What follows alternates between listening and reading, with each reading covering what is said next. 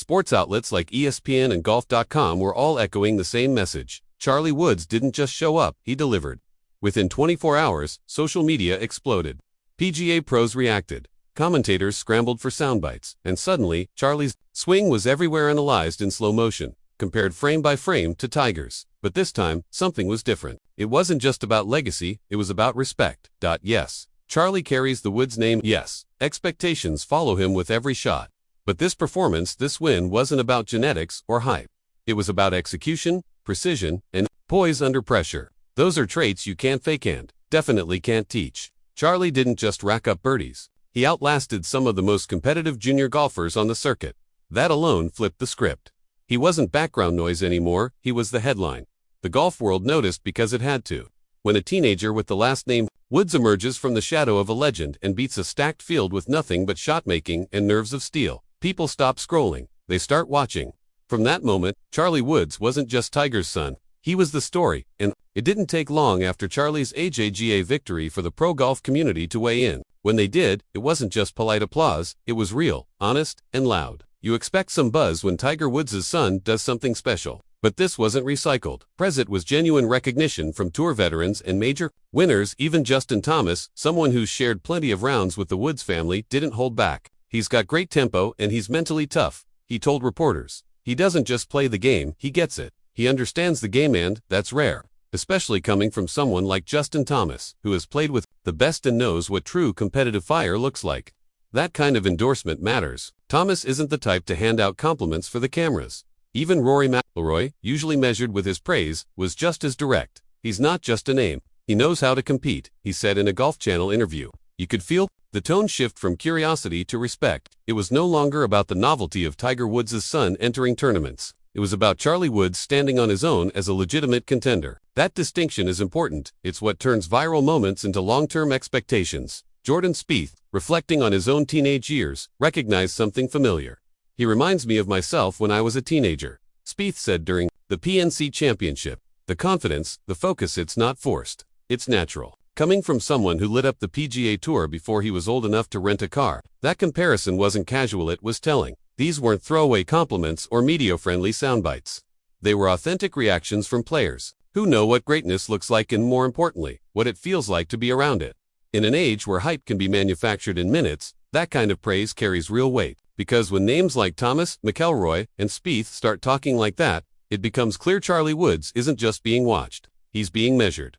A 6-under-66 looks impressive on paper, but it was how Charlie got there that made the golf world stop and take notice. This wasn't a lucky hot streak or a flashy fluke. It was deliberate, composed, and at times ice-cold, the kind of round you expect from a veteran grinding on a Sunday afternoon, not from a teenager carrying the pressure of one of the most iconic last names in sports. Charlie Woods wasn't out there spraying miracle shots or relying on lucky bounces. He was playing smart, composed golf hole after hole like he'd done it 1,000 times before. What truly stood out were the final 9 holes. That's usually where pressure unravels players his age. The leaderboard tightens, the cameras close in, and suddenly every tee shot feels like a test. But Charlie, he didn't blink. He carded 3 birdies on the back 9, including a laser on the 16th that left him with a tap-in. It wasn't just clutch, it was ruthless. No panic, no overreactions, just a clear plan and full commitment to every swing. For those watching closely, it didn't seem like Charlie was chasing a win. It looked like he already knew it was his. Max Homa was one of the first pros to react. He took to Twitter the same day, praising Charlie's tempo, poise, and even highlighting the balance in his swing and the maturity of his club selection. Coming from a guy known for precise ball striking and softness, that wasn't empty praise, it was a nod of respect from one technician to another. What really shook people wasn't just that Charlie posted a low round, it was how smooth and effortless it looked. There was no wild energy, no desperation, no miracle putts from 40 feet out. It was clean, repeatable, confident golf, the kind that makes you forget you're watching a teenager until you see the scorecard and remember, this kid is only 16. Rounds like that don't scream potential, they show polish, and that's what everyone saw that day. Not a flash of what might be someday, but a preview of what's coming. 4 years. Charlie Woods walked in the shadow of the most famous name in golf.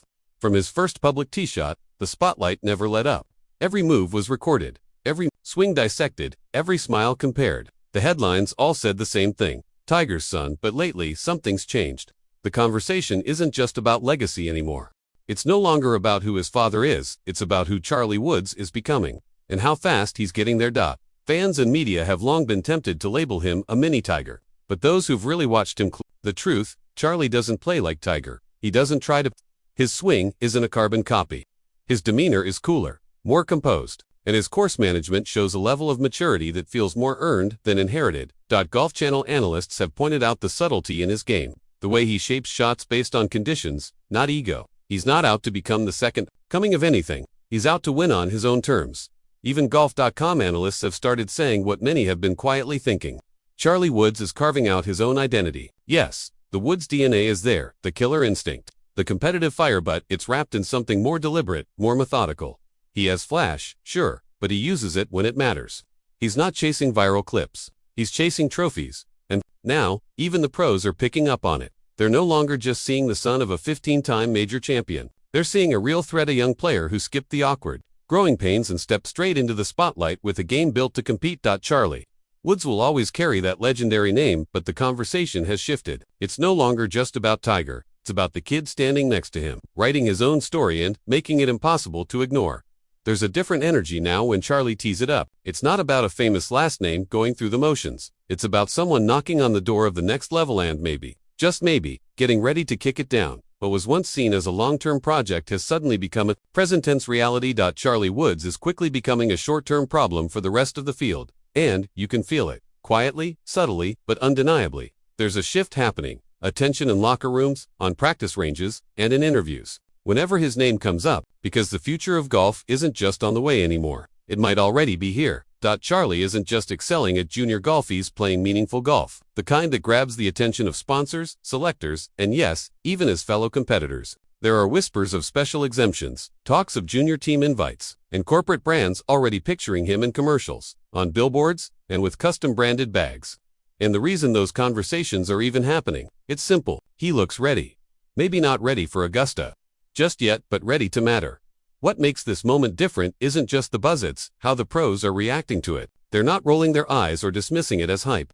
They're paying attention, because deep down, they remember what it felt like to be that fearless kid. The one who didn't care about the names on the leaderboard, only about who was standing in his way, and they remember what it felt like when that kid started showing up in their pairings.